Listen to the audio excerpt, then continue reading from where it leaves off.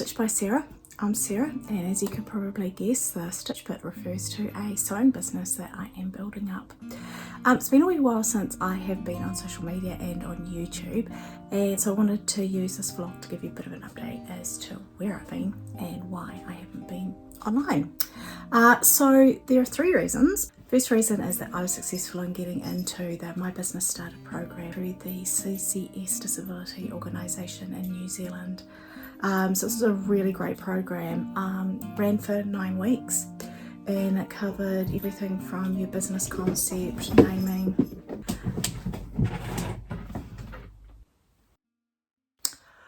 Okay, I'm trying to film and both of my monsters have been going crazy. I think Bella's settled down, but Fudge seems to be under my bed being a crazy cat. So I'm just going to keep going. So please ignore the strange noises that you're hearing and possibly the, there he is, bumping off my tripod.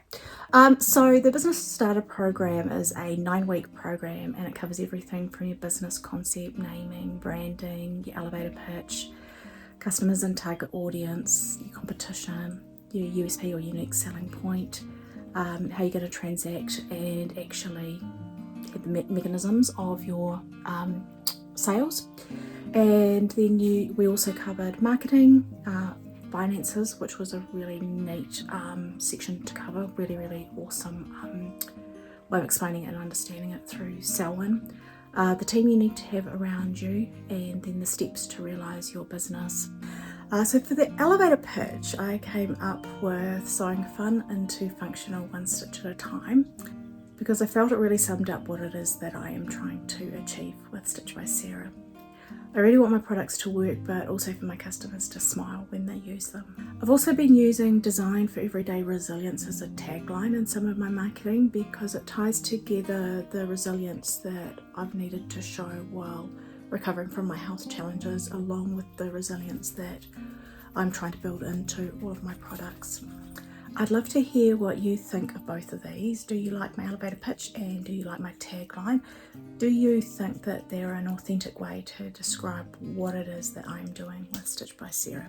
Let me know. Although Stitch by Sarah was already underway when I started the course, so the initial concept on which you're going to name the business, but I'd already really done, I had become quite bottlenecked and paralysed by trying to work out what my priorities needed to be with a few hours each day that I actually have energy to work on Stitch by Sarah. And the coaches, Sandra, Selwyn and Julie, really helped me to think about the business, which is why I went AWOL for a couple of months, because I was really thinking through a lot around what I needed to be doing and how I needed to do it to make it a success.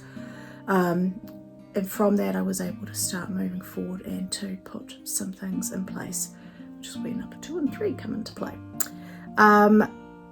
Sandra, Selwyn and Julie, the coaches, were amazing. They brought very different skills and experience to the program, and I really valued what all three of them had to contribute and learnt a lot from them, so thank you to them.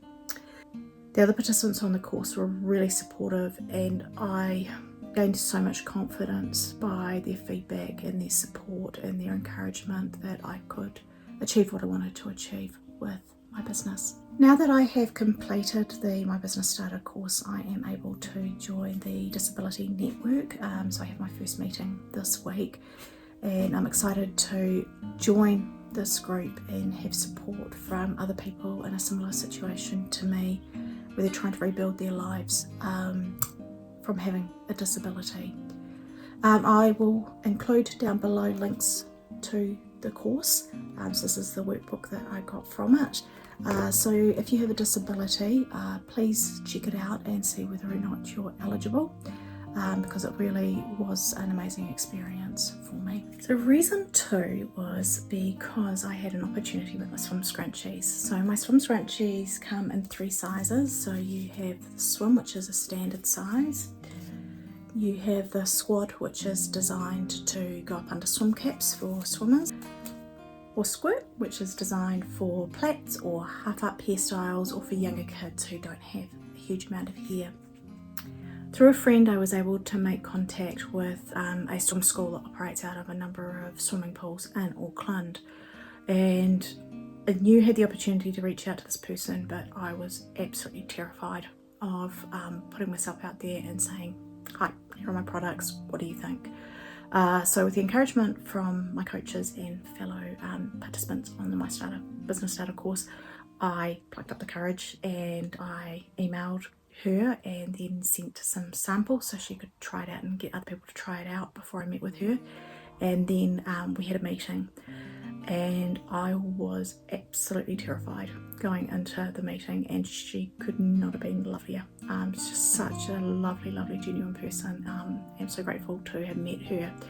I was hoping that I might get a small order, like that would have been a massive one for me, and instead I came away with a very large order.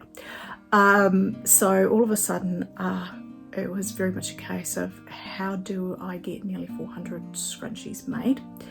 I had to get hold of the fabric, source some new colours. She wanted to add the Amy and the Danny to the range because if the kids are swimming in the pools without wearing swim caps, being able to see them from a safety point of view is massive. And then we also added the Courtney to the range because the swim school colours are the blue and the green, and so we wanted to do a pack with one of each of the colours with a customised tag for the swim teachers and for them to be able to use as giveaways as they wanted to. So as well as the initial scrunchies that I had, which was the Charlotte, the Chloe, the Ella, the Izzy, the Jade, the Rose, the Rowan and the Zoe, we do now have the Amy, Danny and Courtney, and we are also doing what we've got here where we're mixing up different colours together, so you don't just have to buy the same colours, you can buy one of each in a pack where you get the squad scrunchies and the squirt scrunchies, and they come in pairs. I have now delivered all of those scrunchies, and they are close to being launched into the swim shops, so I'm looking forward to seeing what they look like on the shelves. So they've got little holes so that they can hang them up on their retail shop walls alongside the swim caps and the swim goggles. The third reason I went AWOL is that also through the encouragement from My Business Starter, I decided to do my first market. So the two reasons for doing this market, firstly was that I have been reliant to date through online sales, and when you're first starting it's quite challenging to grow.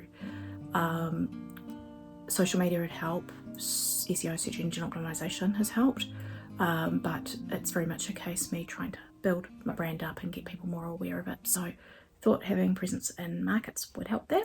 The other thing that I wanted from these markets was the chance to get feedback on my products and find out what people liked, what they didn't like, because it's been very much me in my head trying to decide what fabrics went together, what I should do, how I should design them, and I really paralysed myself quite a bit. I had taken a big step for me and reached out to some friends because I've got new tote bags. So we've got the Botastic, and the Botastic comes with a pink gingham in it, and then I haven't named this one yet, by the time you see this I will have. We've got this one which is an Australian Banksia print with a navy inside of it. And he's got quite long straps, and then there's also the Lemon Lane. So this is the coin purse and wristlet in Lemon Lane, and as you can see with the zipper tabs and the internal are a yellow and white gingham. So really excited to add these to the range, really excited about my new coin purses. They're a great size for credit cards, chapstick, coins, all sorts of small things you want, and you can hang them from your wrist. I also developed some new kids things. So I have my new, these are the quilted ones, they're the kids quilted tote purses. So they've got elastic, and that means that the kids can put their little treasures inside and it will keep them nice and secure without it being too complicated a mechanism for them. So we've got Tutti Frutti, and that's the pink Tutti Frutti.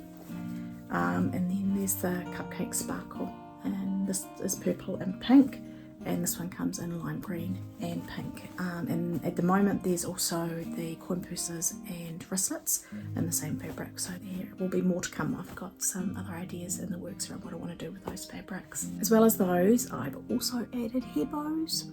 So these are just a couple of them, and also by the time you see this I will have all my hair bows up on the website. I also added some new kid scrunchies and other style scrunchies to my new scrunchie wall. The scrunchie wall was my attempt to harness my HGTV love, and I turned my apartment into a wood shop, which I don't necessarily recommend. I had sawdust everywhere, got into all sorts of things, but I was able to construct a scrunchie wall. I do need to shorten it, and I am dreading doing that because cleaning up the sawdust the first time was not fun, and I don't want to do it again. But as you can see from the photos and the video of the stand, it really does need to be a little bit shorter than it is, so I will be doing that before I do my next market. So lots of new items available from Stitch by Sarah now that I've expanded out into market, and I'm not just relying on online sales. The market I attended was the Craft Harvest Market, which is part of the Parnell Farmers Market. So the Parnell Farmers Market operates weekly on Saturday mornings, and the fourth Saturday of each month the Craft Harvest Market also operates. So it's 100% handmade items made in New Zealand. So there's some really neat stalls there, and some really cool products that you can buy from the stallholders. So if you're in Auckland on a Saturday when the markets are on, please pop in and say hi. The setup for the Craft Harvest Market was from 6:30 to 7:30, and I unfortunately arrived a little bit later than I had intended to. So many things to do when you're doing your first market, and just kept remembering more things I needed to do before I left the house. Best laid plans and all went out the window. So I was at the end of the central section facing away, which wasn't my preferred spot, so I'm hoping to get there earlier next time.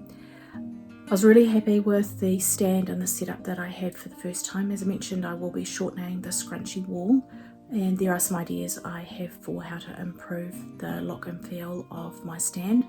The biggest thing I've got to change is getting better signage and labelling the pricing. So that will be one of the key things that I will be focusing on for my next market. The next Craft Harvest Market is on the 26th of July, and then I'm also booked in for the August one on the 23rd of August and the September one on the 27th of September. Thanks for joining me today. I have hated being away. I've been itching to record, to get content up, to edit, but I only have very limited capacity each day, and there just wasn't anything left in the tank to do any social media over the last 2 months. So I've got a lot in the works.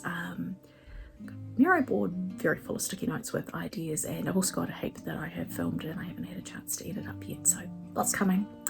As much as I've been away from my online presence and social media, I've been very busy behind the scenes. And I do think the three things I've been working on, my business starter course, my scrunchie order, and the market, my first market, there have been three things that have been a massive step for me in building my business and to lay the foundation of it being a success in the future. Thanks for your patience while I stepped away from being online while I worked on these three things. I think they're going to really help me grow and take Stitch by Sarah from a hobby to a business. Part of that is me growing my subscribers on YouTube. So I have seen a bit of growth in the last month, which has been so exciting to see. Gone from 2 to 21, I think. Sounds crazy to be excited to have a subscriber base of 21, but you've got to start somewhere, and it's building, and I will get there eventually. So yes, if you can subscribe and like this video, I'd be grateful, because it really does help me being so early on in my YouTube journey.